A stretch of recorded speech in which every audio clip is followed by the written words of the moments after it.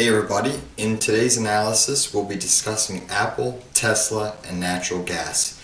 And starting with Apple's price action, I think it's very important to note that you had the Senior Vice President, DeAndre O'Brien, the Vice President of Apple, unload 27% of his stake in Apple.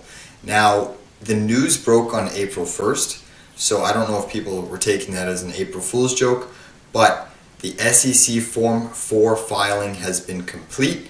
We have an average share price that he sold at $177.76. So notice how that's right at this high of the pivot. It just so happens that the technicals once again align with a key piece of fundamental news.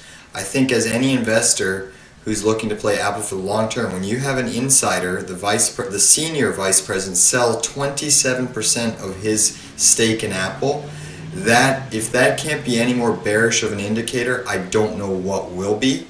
That being said, if Apple starts to fall, and certainly the vice president seems to think it may, just in terms of its share price, if Apple starts to fall, it will put tons of pressure on the overall indexes, and it will start to drag everything down. We did touch on Apple earlier, but you do have a gap fill that you could come up to close. The COVID trend line, this orange line that goes back all the way to the lows of 2020, is your key level to watch, as you clearly have waterfall selling occur and power breakouts when you beat the resistance level. So notice how when you break support, it's massive waterfall sell-off. You had two occasions here to create your somewhat of a double bottom, and then once you broke out from this impulse candle, you had plenty more upside. But take note, the VP of Apple sold a 27%, if it was a 2% stake or a 5% stake, I wouldn't care, but it was a 27% stake. That is huge, and it just so happens to line up with the top end of this parallel channel. Let's jump into Tesla. So Tesla's a stock that thrives on news, and what I think is going to transpire tomorrow. So we have a gap to the downside, we have a gap to the upside. Now you're slightly closer to the gap to the upside than you are to the downside. So the probabilities dictate that you're more likely to fill this gap before this gap. That being said, what supports the thesis of you rallying early in the morning tomorrow and then potentially having a reversal in the afternoon is the fact that Tesla's Berlin Gigafactory, the grand opening, is tomorrow. So I am thinking what we've seen lately with plenty of stocks is there tends to be this buy the rumor and sell the news. We saw it on the Bitcoin price action and crypto industry as a whole, where the 2 weeks leading up to the Miami Bitcoin conference, the crypto price was pumping, and then all of a sudden the news gets a hold that it's the Bitcoin Miami conference, all the biggest crypto bulls are there under one roof, and the price completely dumps out. So just take note that generally stocks and certain asset classes that thrive on news often reverse their gains on the day of that news. So we'll have to see and monitor the price action. I am going to take a forecast out here that we go up to fill this gap and then slowly start to reverse, whether it's tomorrow or the next day. I guess it would be Monday would be the next trading day after tomorrow. But I think we see a reversal either Friday or Monday start to take place. Jumping into natural gas, it's not the price action that I wanted to see. But again, we had some key news that came out today. So initially we saw this big reversal candle, which was beautiful to see. You did fill the gap. But then today you completely reversed all those gains. And what you wanted to see was this reversal candle holding the price. So I wanted to see the price action in natural gas not close above this pivot high. And you can clearly see that by this yellow line, you've closed slightly above that high. So tomorrow's price action will be pivotal. It's confirmation day in the sense that if you get a closure of decent volume and positivity to the upside above this high, then you negate that reversal candle. And it's likely that the price action could continue to move up.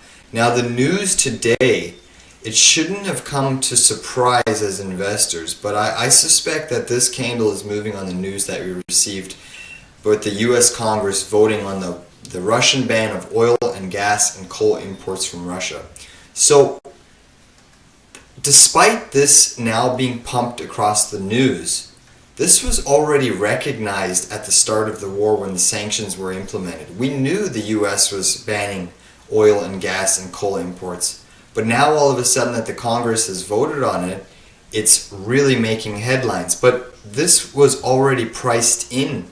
The markets have already priced in. So what I think is occurring is just a potential retail rally news event. Could natural gas continue to go higher? It certainly could. Let's just flip to the weekly chart. So the weekly chart, your next level of resistance is coming up to this 23.33 mark. You can see it's a pivot high, lots of chop, another pivot low, so you have a support and resistance level. And then I was just playing around with some trend lines to see if we can see anything crazy, but let's go to the monthly chart.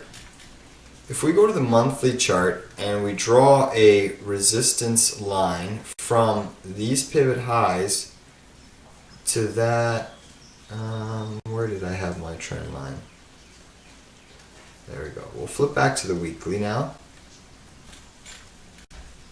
But notice how you now are hitting a trend line of resistance going back all the way to 2017, 2018, major breakout zone in 2018 on an initial gap up. So there's your impulse move. So you have 1, 2, 3, 4 important points and now a 5th point of resistance. And notice how you tag that trend line and you pulled back right off of it to close below it.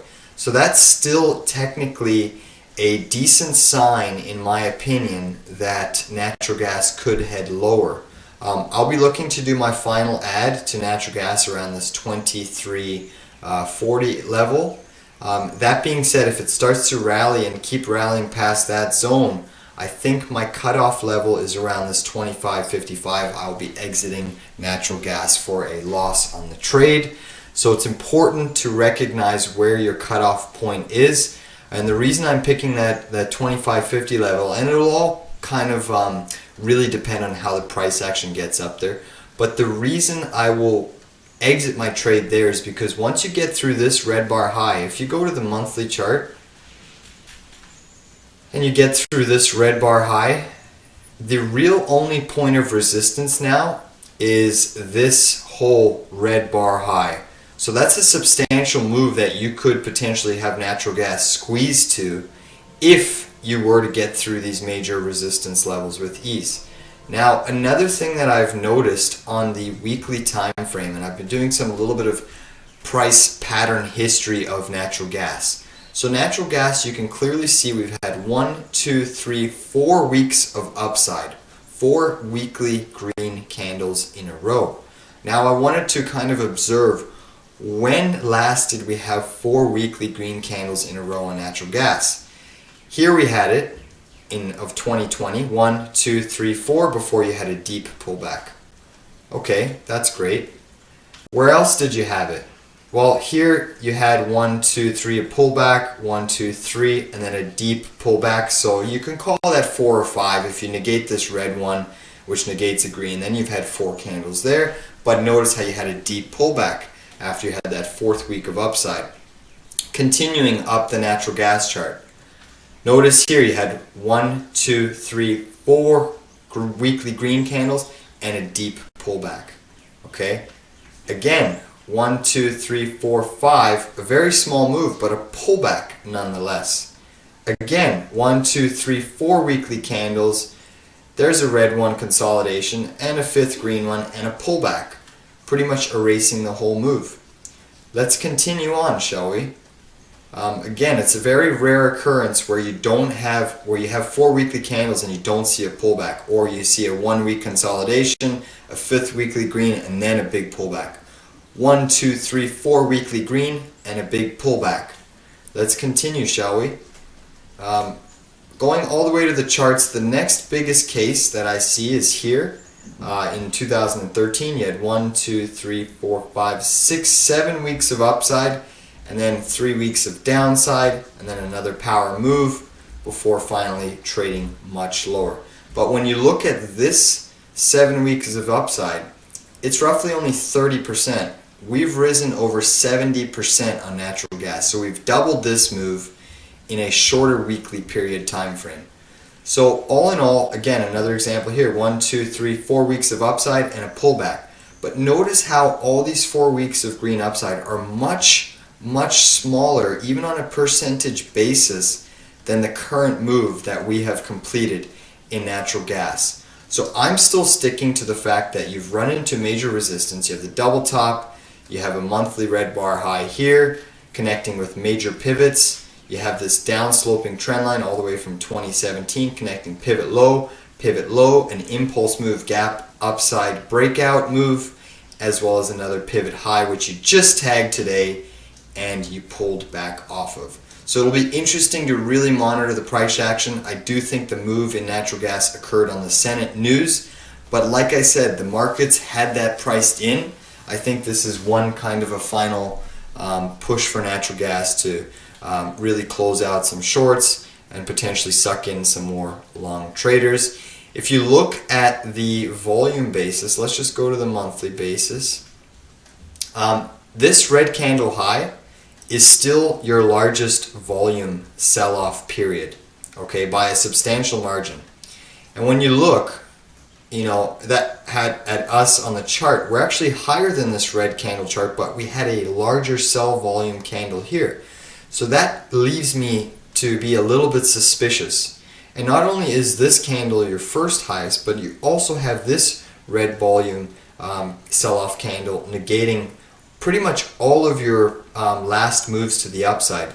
So this green candle really still has 21 days left, so 3 weeks in terms of it closing on a monthly basis. But the question is, will it close on a larger volume than this 239 million that was traded?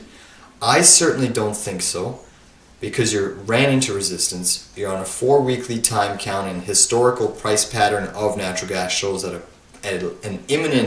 pullback is imminent. So just hanging with the trade. I still think we're positioned very well for this. As the Fed tightens policy, natural gas is going to contribute to inflationary pressures, so this naturally should come down along with the rest of energy prices. The energies are still contributing way too much to the inflationary mandate, and that's completely the thing that the Fed and policymakers are targeting. So I do think that the natural gas should have a pullback, and when natural gas does have a pullback, it happens swiftly and quickly and sharply, and you certainly want to be along there for the ride. So just hang in there with this position. We have our key levels. We do have a final add that we can add to in the event that it pops up to the 23.40 level, but ultimately keeping in mind this 25.50 will be our cutoff zone. Okay. Well, that being said, it'll be interesting how the markets shape up over the coming days. Tomorrow is Friday, so we'll get another weekly close candle, which is always great data point to analyze. I certainly think we're still heading much lower. The market's kind of had a little bit of a relief rally from the lows today, but I think we're positioned nicely to catch the turn on this market to the downturn. And when you think about where we're still trading on some of these stocks like Tesla, like Apple, we're still near the highs. You know, if they go to fill those gaps, then we're still greatly near the highs. And I certainly still think you head down to the lower range of this channel at the minimum and ultimately start taking out major pivot lows. Stay tuned for more.